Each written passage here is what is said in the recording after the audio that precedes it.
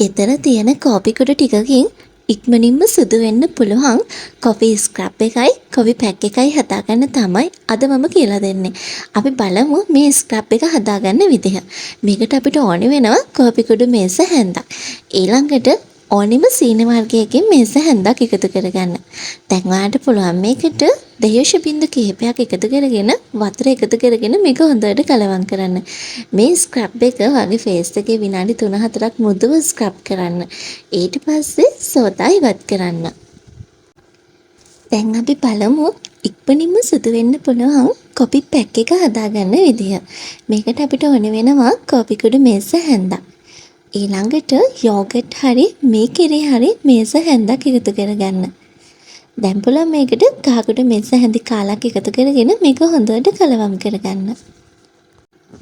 ඉක්මනින්ම දිදුලන පැහැපත් සමක් ලබා ගන්න ඔයාටත් පුළුවන් මේ කොෆි ස්ක්‍රබ් එකයි කොෆි පැක් එකයි දෙකම try කරලා බලන්න.